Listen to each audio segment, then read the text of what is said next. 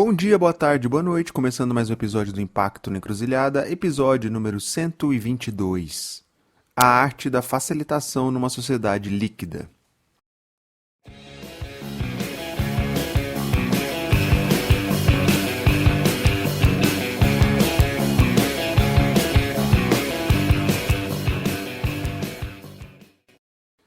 Bom, nesse episódio eu recebi a Dani Saraiva, pessoa que eu conheço aí de longa data, pelos meandros aí do terceiro setor, da filantropia, da facilitação de diálogos e por aí vai.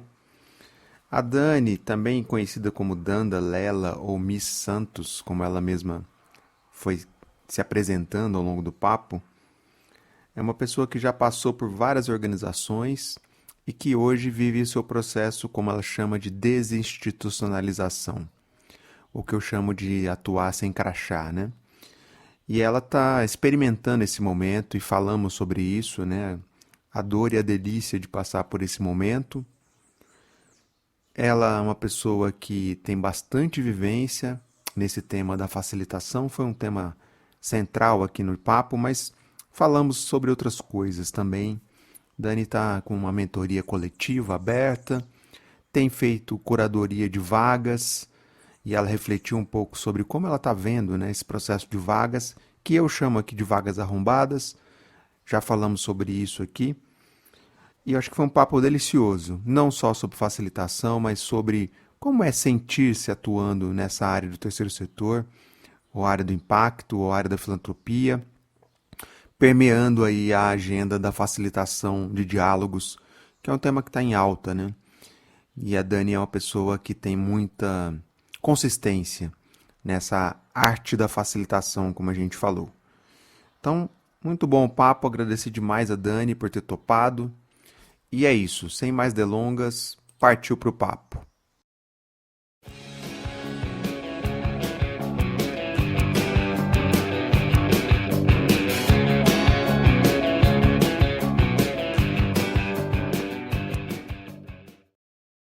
Bom, Dani, bem-vinda. Obrigado por você ter aceito o convite para a gente bater esse papo. Para a gente começar, se apresenta aí para quem está ouvindo. Quem que é a Dani Saraiva? Hum. Eu falo essa pergunta sempre de milhões. É fácil eu falar o que eu faço, mas quem eu sou, né? Mas, enfim, eu falo que hoje eu assumi esse Dani Saraiva, mas eu já passei por Lela, eu ainda sou Lela na minha família. Eu tenho um apelido de adolescência que é Danda, e eu morei fora do Brasil, então era Mrs. Santos. Né? Mas tudo isso eu acho que sou eu, né? E falar de você, se apresentar, acho que na minha trajetória profissional estava sempre ligado a onde eu estava. Né? Então, eu sou líder do GON, sou consultora da Rios, sou gerente do IDES. E aí, esse ano, quando realmente eu fiz a escolha de, né, acabei, ano passado, me desinstitucionalizando, né? Essa palavra eu uso ela porque desinstitucionalizar é um processo que não é fácil para mim, mas foi quando eu comecei a responder essa pergunta, quem sou eu realmente, né? E aí vem, né, que eu sou filha do Daniel e da Vera, eu sou filha do meio, eu sou nascida em Salvador, mas eu cresci no Rio, né, e tem 20 anos que eu saí 23 anos que eu saí de casa, então, e aí eu andei por aí, e tem 12 deles que eu estou em São Paulo, e eu falo que a pandemia eu fiz as pazes com São Paulo. E aí, além disso, a Dani é muito consciente do seu privilégio. Eu cresci com as histórias de um pai que teve pouquíssimos privilégios, né? Assim, apesar de ser um homem branco, né? Ele era rimo de família, então ele teve algumas oportunidades e não pôde usufruir. Então essa era uma história sempre, olha, aqui era a minha casa, a gente voltava para Salvador, eu só ia para Xique-Xique, você já está indo, sei lá, para algum lugar fora do Brasil. Então isso para mim sempre foi consciente, e essa consciência também me deu esse poder de escolha, ainda na faculdade, de escolher atuar no direitos humanos, né? No que hoje a gente está chamando de terceiro setor, mas eu comecei atuando no terceiro setor, dentro da agenda de direitos humanos, estudo como estudante de direito, depois de uma passada por um grande escritório de advocacia, eu vi que ali não era o meu lugar, e aí fui buscar um lugar no terceiro setor. E acho que o terceiro setor, desde o início, e o meu foi um lugar de sentir, Então fazia sentido para mim estar ali, né? Porque eu sentia que ali eu podia me expandir. E acho que eu vim no mundo um pouco para me expandir, não para contrair. E acho que o lugar do terceiro setor eu tenho me expandido não só, né, nas relações, né? E aí eu trabalhei já com refugiados, né? Principalmente quando você começa, que está mais na ponta, eu acho que para mim foi uma grande expansão assim de mundo, né? E aí, depois disso, passei pelo Alto Comissariado de Direitos Humanos, aí fui para a Fundação Odebrecht E aí, essas trajetórias do fazer, né, que vai te formando o seu ser.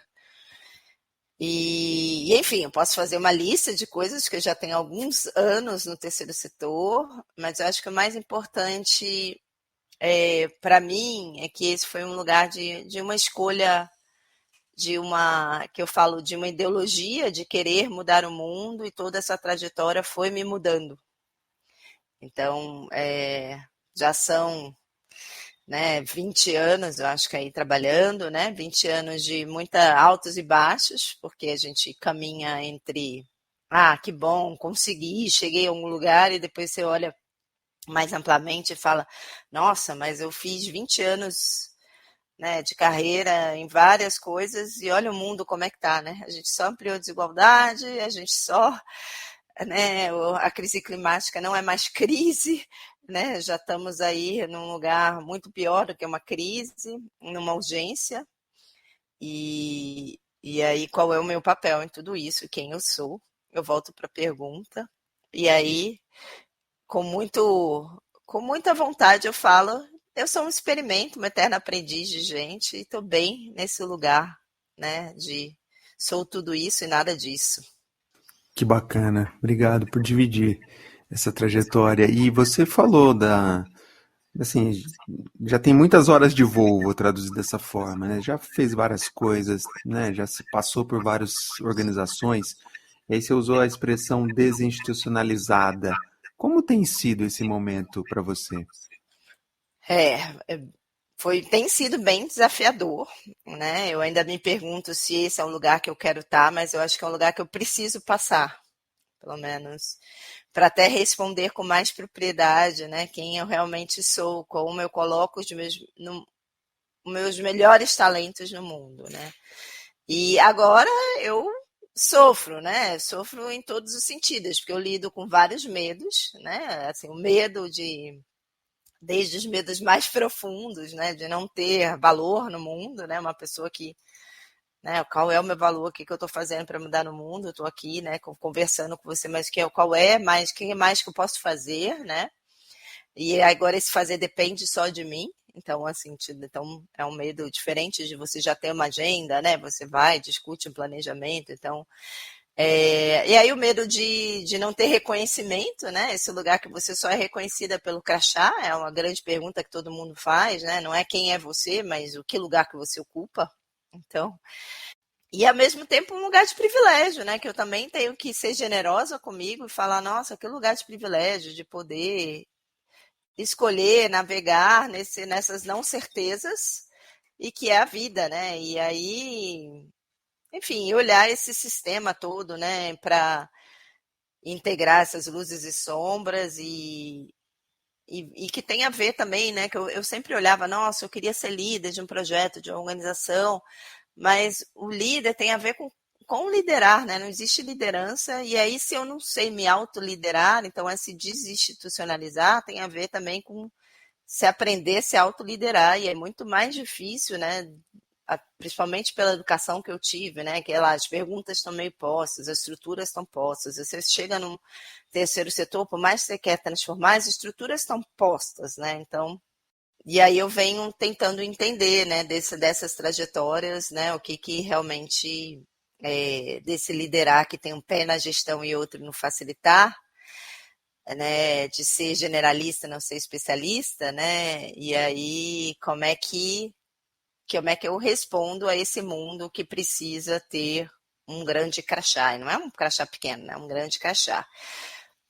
E aí não tenho resposta, eu navego pelos meus medos, né? Tenho grupos que me apoiam, faço terapia e consigo sustentar, pelo menos hoje aqui com você, eu sustento bem assim essa desinstitucionalização e até tenho assim, brincado um pouco com ela, né? Assim, recentemente eu lembro que uma dos grandes medos era, nossa, tá chegando o Congresso do GIF, né? Para a gente que está no setor há muito tempo, é um lugar muito, para mim, muito importante. Eu fui trainee GIF quando eu estava na Fundação Debrecht, então o GIF meio que me formou a infraestrutura do campo da filantropia, né? O investimento social privado, todos esses lugares de investir que hoje eu falo, nossa, investir ou é doar, né? Foi o GIF que criou, e aí vem o Congresso do GIF em São Paulo, né? E eu falando, gente, como é que eu vou responder essa pergunta, né? As pessoas mais perguntaram, você está onde, né? Que mais me perguntou. Aí chegou uma hora que eu falei, eu estou desorganizada. E aí rindo disso, né? E as pessoas me olhavam, eu falei, estou desorganizada, porque acho que precisa assumir, né? Eu acho que muita gente está como consultoria, muitas vezes se coloca por uma falta de opção, né? Você se torna, né? Quantos empreendedores a gente tem no Brasil por falta de opção e a gente o coloca nesse lugar de empreendedor.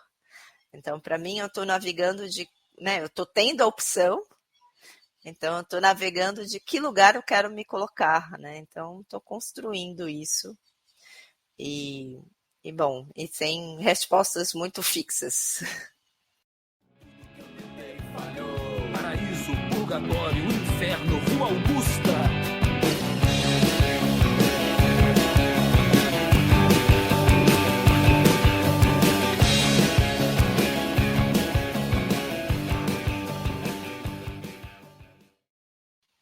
Que bacana, desorganizada, descrachada, adorei.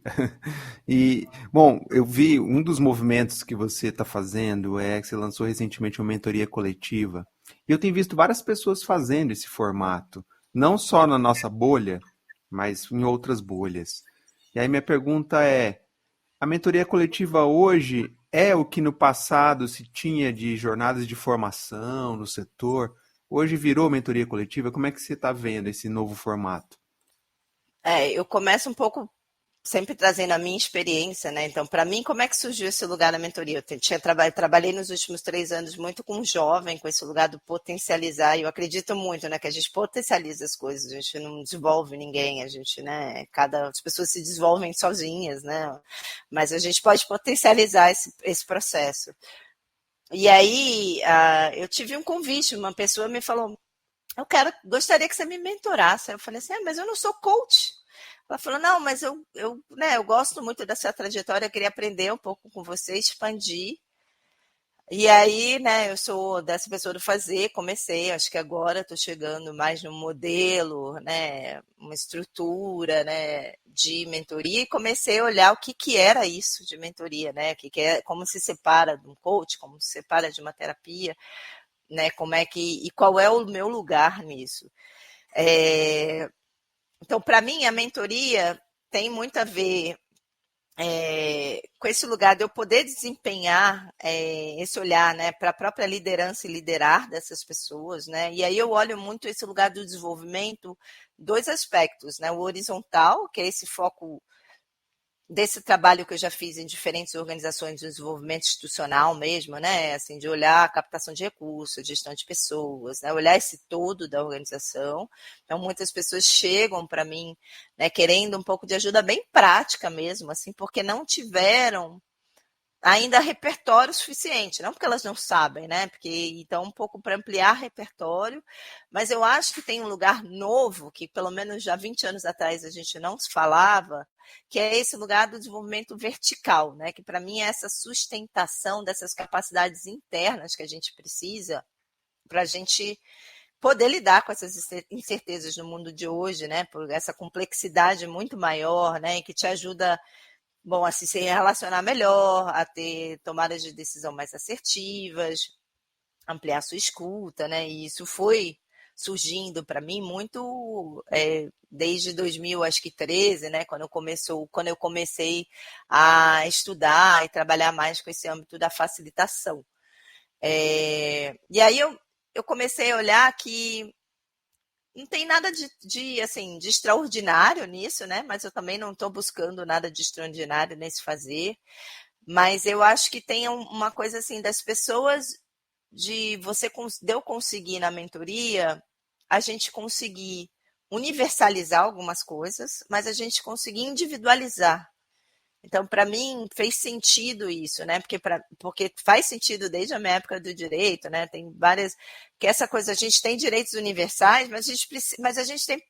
Né, um problema da mulher, tem um problema agora, está se falando muito da economia do cuidado.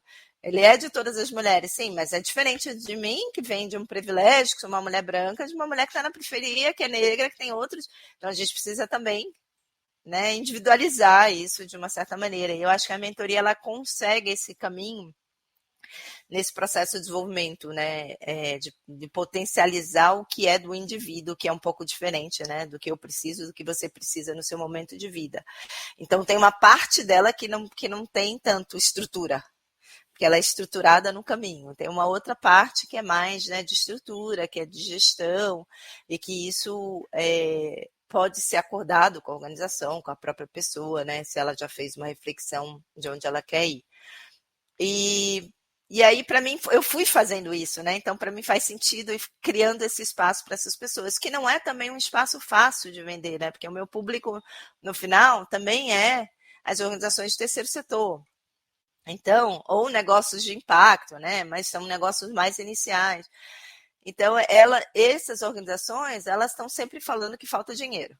Não temos dinheiro para isso, né? Então, é nossa grande falácia da escassez do terceiro setor, né? E aí eu fico sempre pensando, né, na minha caminhada, o quanto que de tempo que eu gastei, que a gente gastou, sei lá, fazendo um relatório, né, fazendo a apresentação para o conselho, e também de um recurso ser também esse recurso de tempo, né, que era meu tempo que era investido, o tempo de contratar alguém para fazer aquilo, e não tempo da gente investir nesse lugar das relações, né, porque as pessoas hoje tudo é relação, né, tudo é complexo. Então a mentoria também pode te ajudar, né, foi me ajudando, né, a entender isso, e também acho que posso gerar espaço para entender. Agora, as organizações sempre me respondem, né? Não tem dinheiro, e aí é sempre, enfim, acho que é sempre essa polaridade, né? Para onde vende. Então, algumas pessoas têm se aproximado como indivíduo, o que tem sido bonito também, né? Indivíduos negros que querem fazer pontes, assim, me vendo como pontes, e eu também acho que isso é um lugar, né, pra gente, para mim que é branca, que já frequenta GIFs de muito tempo, da gente fazendo pontes, e não pontes de só, esse é o Fábio, mas também pontes dessas pessoas se sentirem incluídas nesse lugar. Eu não preciso estar mais tanto na mesa, mas eu posso ajudar ela a estar, eu posso abrir espaço para elas estarem. Então, também é um papel que também passa pelo individual. Então, para mim, a mentoria tem esse lugar individual, que é diferente de um lugar, de um curso de liderança, né? Onde você tem 2, 3, 4, né, passos ou 4 tópicos que todos passam, né? Que bacana, Dani. Legal dividir, né? E também trazer o dilema, o desafio de que, como modelo de negócio, não é um mar de rosas, né? Como muitos imaginam, né? Porque começa a pipocar a mentoria coletiva. A gente imagina, bom, se está todo mundo ofertando, lei da oferta e da procura, né? E não é bem assim, né? O buraco é mais embaixo, como você está trazendo. E uma outra coisa que você tem feito, que eu tenho acompanhado, acho muito legal, é curadoria de vagas. E a gente escuta muito essa hipótese de que o setor amplo nosso está aquecido, tem muita oferta de trabalho, de um lado, uma hipótese, e do outro tem muita vaga precarizada, né? Já fizemos episódios aqui das vagas arrombadas. Como é que você enxerga esse processo? Então, esse lugar da curadoria de vaga surgiu até quando eu estava liderando, né, o GOM, o Jovens Potência, Juventudes Potentes, que a gente começou a olhar vagas para esses jovens. Primeiro tinha assim, tem muita vaga, mas os jovens ou não entendiam a linguagem ou a vaga não são para eles. Então tinha essa questão mesmo de, né, de chegar até onde o jovem está, periférico, e depois o jovem ia lá olhar e falar, gente, isso aqui não é para mim, essa descrição, né? Então, assim, já só nesse lugar de comunicação, né? Então, eu estou fazendo uma curadoria só nesse lugar de comunicação. Então, a gente lá estava fazendo uma curadoria como um projeto, ainda tem, né? Isso tem avançado, e quando eu saí esse ano, eu comecei a olhar vagas para mim. Eu falava, gente, não é possível, tem pouquíssimas vagas de gerência, né? Que é um lugar, uma pessoa que tem mais experiência, e pouquíssimas vagas, né, de diretoria.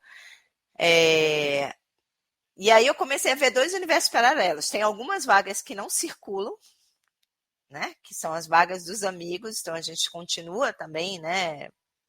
Sendo um setor ainda de, né, quem conhece, eu indico as redes de, sei lá, fellows, de não sei o quê, e essas né, quem entra nesses clubes, as vagas circulam só aí.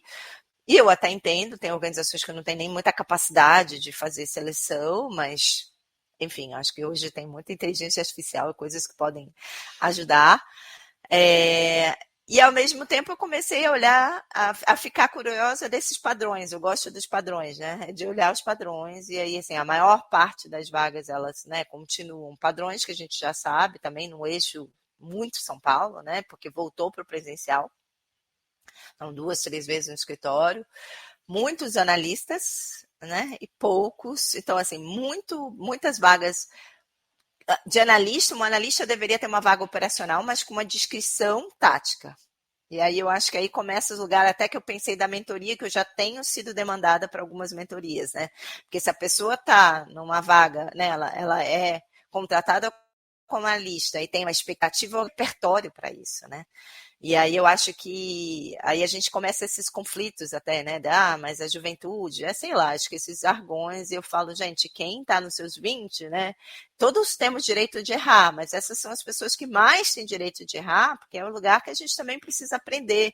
E essas são as que mais trazem repertório de um jeito diferente de fazer, né? Pra gente, que a gente já está fazendo, né, tem organizações que trabalham com jovens há 20 anos e fazem as mesmas coisas. Nada errado, eu não estou julgando essa organização, mas o jovem de hoje é um jovem diferente. Então, né, eu lembro que a gente foi levantar um dado, assim, várias organizações trabalham com jovens, mas poucas têm jovens nos seus quadros. Então você começa a mesma coisa do negro, né? Então, assim, a gente quer ter, né, trabalhar com uma lógica diferente, mas ainda tem a mesma lógica de quem está nas posições de lideranças, né? Então, e eu acho que eu também senti um padrão de diminuir as vagas que eram afirmativas, que eu acho que isso tinha mais, né? Um padrão, assim, eu estou falando de uma inferência, né, não científica, né, para daqui a pouco a ciência vier falar de onde você, mas de um lugar de um sentir mesmo, de quem vem acompanhando, né?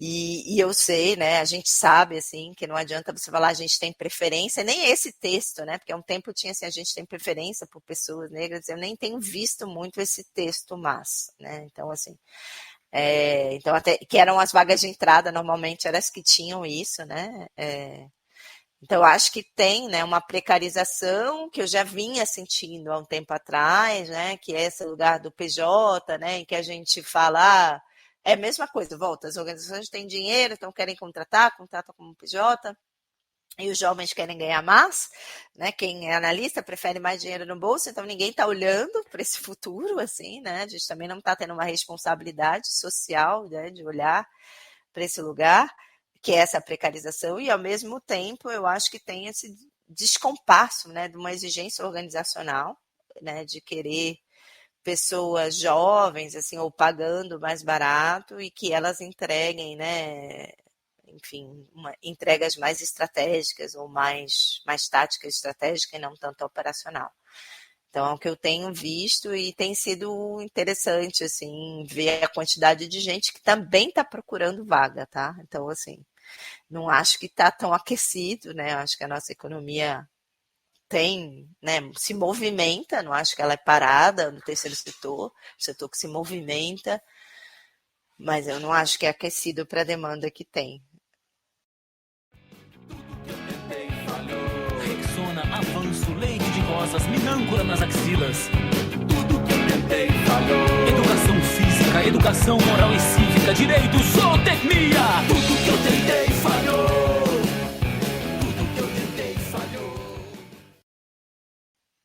Muito legal. Interessante, né, perceber que, entre aspas, um simples processo de curadoria, que não é simples, dá trabalho pra caramba, permite esse monte de reflexão, de padrões, né? Acho que é legal. E as pessoas, quando veem no feed, passa o olho rapidinho, vê um monte de listado e não se dá conta, né, do que está por trás aí. Legal, legal você dividir isso. Bom, você colocou ao longo do papo a tua trajetória, das frentes que você atuou muito fortemente é com facilitação de diálogos, de processos.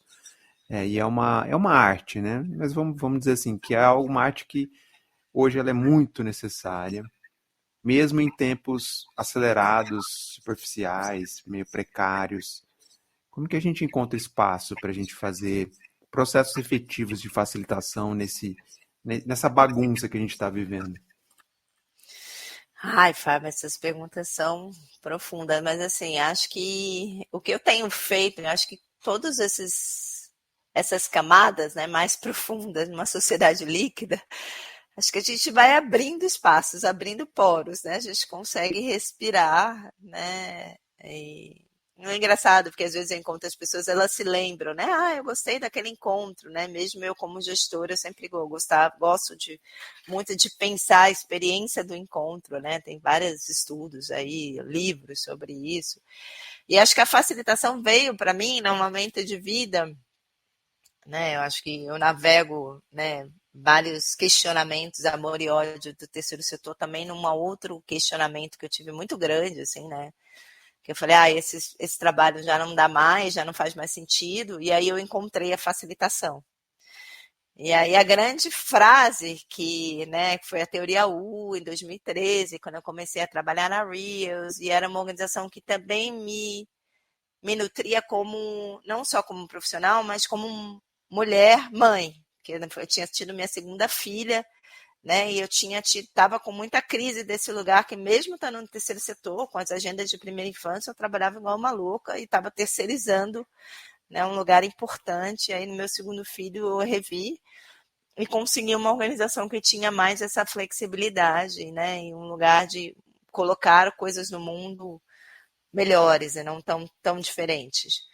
E aí lá, esse nicho da facilitação tem uma frase que eu acho que o Otto Scharmer, que é o criador da teoria U, usa muito, que é a qualidade da intervenção, que não é dele, que é do O'Brien, depende da qualidade do interventor.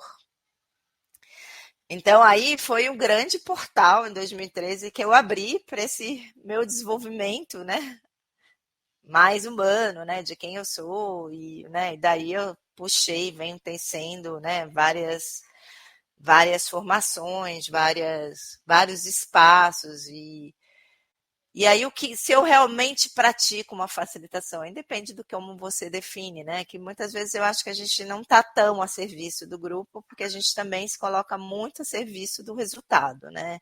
E aí, né, não é uma culpa só de quem contrata, mas é uma culpa de quem aceita também. Então, não estou falando que, né, desse lugar, mas eu acho que eu tenho consciência que às vezes eu falo, vou fazer uma facilitação, mas eu estou numa facilitação que para alguns facilitadores mais de uma linha pura vão falar, bom, não é muito uma facilitação que você tem um lugar de chegar, né? Então, para mim, e aí para mim eu volto para esse lugar do processo, né? E aí eu lembro, eu tive, sei lá, pessoas que acho que já passaram por aqui com você, mas mais velhas que me inspiram muito, Domingos Armani, a Sheila Schittler, que sempre falam que o processo é resultado, né? Então a facilitação está muito focado no processo, né? Só que o mundo ele quer um resultado concreto. Então como é que você traz um jeito, talvez, para mim tem sido muito mais no jeito de fazer, no como a gente influencia o como, e não só o que você está fazendo, né? E a facilitação ela serve para isso. Então ela tem várias linhas de facilitação, várias escolas, mas como você bem falou, é uma arte, porque não é, né? Você aprende no começo o passo, 1, 2, 3, eu acho que é importante. Eu tenho muita dificuldade, às vezes, dessas estruturas, mas tive que passar por elas para eu poder ir corporificando, né? Esse lugar de fazer, né, que depende dessa qualidade também minha, né, de estar, né? E E eu acho que essa aceleração de tudo, esse lugar, né, que não tem a ver do setor, que tem a ver do sistema, ela acaba indo no contraponto do que é fundamental para a nossa humanidade, que é a relação, né? Então, e aí a gente acaba se aproximando do robô e fica falando tanto da inteligência artificial, mas eu acho que tem coisas tão simples que a gente vem deixando de fazer, é impressionante, né? E eu que tenho filhos adolescentes, eu falo, nossa, um dialogar, né? Porque a gente tudo está dialogando, que será que isso é um diálogo através de uma plataforma, né?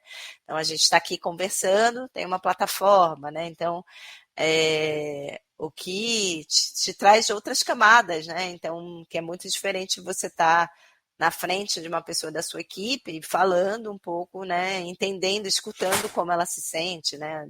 De onde ela veio, de onde ela traz. Então, investindo tempo, né? Recurso também, tempo é recurso nessa relação, né? E a facilitação pode ajudar, apoiar, criar esses espaços, né? Que podem ser espaços de respiro, espaços de conversa, espaços de convivência, podem ser também espaços de planejamento, né?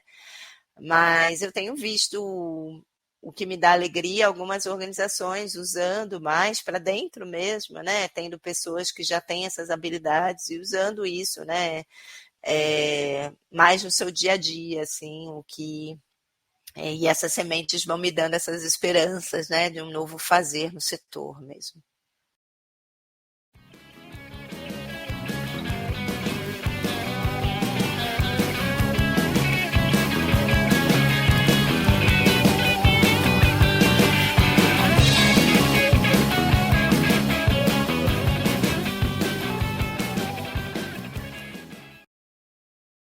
E Dani, antes da gente fechar, agradecer demais aí pelo papo. Você mencionou no início, na pandemia eu fiz as pazes com São Paulo, e na hora das vagas você também mencionou a coisa de que as vagas estão retomando a coisa do presencial.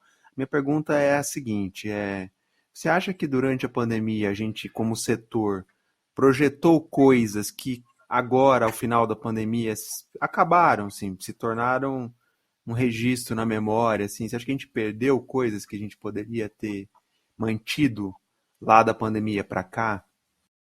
Eu acho que a gente precisa, essa coisa, eu vou voltar para o lugar do universalizar e do individualizar, tá? Então, assim, na minha experiência, a gente voltou da pandemia, às vezes, assim, as regras, todo mundo tem que estar no escritório, segunda e terça, só que para algumas pessoas, para mim, chegar no escritório, eu tenho opções de metrô, posso de carro, não sabe assim, mas eu demoro 1 hora, para algumas pessoas é 3 horas, né?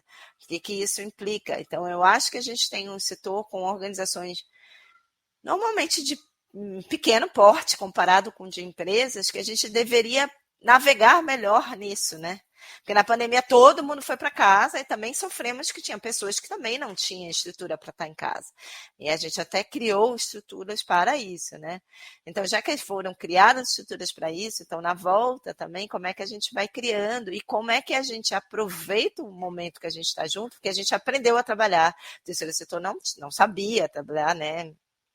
Sei lá, quanto a facilitação, quanto evoluiu, né? Mural, quantas plataformas você tem, né? Que você não precisa mais dos post-its, né? Que eu adoro post-it, então eu falo, nossa, agora a gente tem os post-its individuais. Então, eu acho que tem coisas que avançaram muito e que são muito boas de você usar no online, mas tem esse lugar da relação, que é uma agenda que você precisa também estar no presencial. Mas para isso você precisa ter estratégico, né? Porque eu também para o escritório, para ficar lá no online o tempo inteiro, e aí você se desloca para quê? Então, eu acho que as organizações, elas reclamam que não tem recurso, mas elas também não pensam, não planejam como usar melhor esses recursos, né? E aí a pessoa gasta tempo, né, um recurso, né, para se deslocar, estar lá, né, come fora, enfim, e coisas que ela poderia estar fazendo em casa, e quando está todo mundo lá, também não é aproveitado, né, para ter espaços de convivência, espaços de respiro, espaços de reflexão, de aprendizagem, todos esses espaços que é importante a gente estar junto, né, em relação fazendo. Eu acho que não é tão difícil de fazer isso, sabe? Eu acho que são coisas que a gente já um pouco fez e que a gente meio que volta para o automático, sabe? Passa a regra, passa a política é essa, para não ter muito trabalho, que parece que são pequenas coisas, né? Mas que essas pequenas coisas, para mim, hoje que fazem as maiores diferenças, né? E eu até trouxe uma frase aqui do Maturama, que ele fala que a aceitação do outro, a nós, na convivência, é o fundamento biológico do fenômeno social. E aí ele fala muito, sem amor, vou voltar, a aceitação do outro junto a nós, na convivência, é o fundamento biológico do fenômeno social. Sem amor, sem aceitação do outro junto a nós, não há socialização. E sem esta, não há humanidade. Então, assim, para mim, no terceiro setor, se a gente perde isso, né, que é o lugar da gente estar junto, né, da gente ter escolhido, né, eu escolhi estar no setor de terceiro setor pelo sentido daquilo, né, pela humanidade que aquilo me trazia, né, por estar com pessoas diferentes, né. Lógico que no começo eu queria ajudar essas pessoas, hoje eu sei que eu não ajudo nada, elas me ajudaram mais do que eu ajudei elas, mas eu acho que de potencializar coisas, de criar pontes, de trazer outras coisas, né, e se a gente vai perdendo, né, isso nesse caminho, assim, de acelerar, de ficar só, né, no virtual, a gente vai perdendo essa humanidade, né, que é nossa e que para mim, é inerente do setor, assim, né, porque o terceiro setor existe para trabalhar, né, principalmente com pessoas que talvez não tenham acesso a recursos, né? Acho que é para tudo isso, causas, pessoas, os vivos, né? Eu falo com o vivo, com o que está vivo, também o meio ambiente, né? Que não é o meio ambiente, né? Está tudo vivo, então, assim, então como é que a gente traz essa vivacidade, né, para dentro do trabalho e não olhando só para fora, né? A gente também costuma olhar muito para fora, a gente faz para fora no programa, mas não consegue trazer para dentro. Então, como é que a gente também traz isso mais para dentro, né, das organizações. Fantástico. Poxa, Dani, obrigado. Para a gente fechar, deixar um espaço para você fazer o merchan final aqui, divulgar o que você quiser.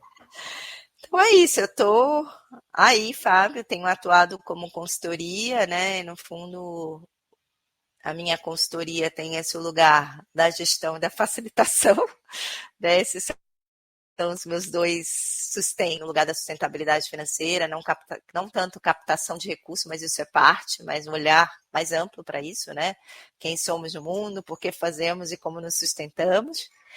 E também fazendo facilitação, né, de encontros, de grupos, além do terceiro setor, isso vai além, porque eu gosto muito de grupo de mulheres e tenho atuado como mentoria, eu acredito muito, né? Eu estava falando, nossa, eu tive trainee do GIF, eu falei aqui hoje, então eu acredito muito que a gente precisa investir nessas novas lideranças. A gente precisa investir nas lideranças que estão hoje, acho que a gente precisa refletir como as lideranças estão hoje, talvez um espaço de reflexão para elas, mas a gente precisa investir nessas novas lideranças, não adianta chamar lideranças mais diversas se a gente não tem um investimento, né? Um cuidado de prepará-las, né, para fazer melhores coisas do que a gente está fazendo até agora. E para quem está ouvindo, contatos, links na descrição aí da Dani. Me encontra lá no LinkedIn, que acho que é o lugar que eu sou mais ativa hoje. Então, estou tentando me expressar um pouquinho por lá. Então, é Daniela Saraiva, a gente bota aqui também depois. E aí a gente se conecta por lá, fico à disposição sempre para conversas, tomar café e fazer coisas melhores nesse mundo. Pô, obrigado, Dani, adorei, valeu demais. Obrigada, Fábio, prazer estar com você. Bom, e passando a régua aqui nesse papo delicioso, eu deixo a dica de podcast, o próprio episódio nosso aqui da casa, que é o de Vagas Arrombadas, no qual eu recebi a Bárbara. Então tá aí o link na descrição. Já que falamos de curadoria de vagas aqui com a Dani, trago aqui o fenômeno de vagas arrombadas, que eu acho que é um tema que está em alta. Então, é isso. Agradecer demais, espero que vocês tenham gostado, se cuidem, um abraço e até a próxima. Papai e mamãe, coelhinho da Páscoa, self-service, bandejão, rastafari, capoeira, natação, hidroginástica, relacionamento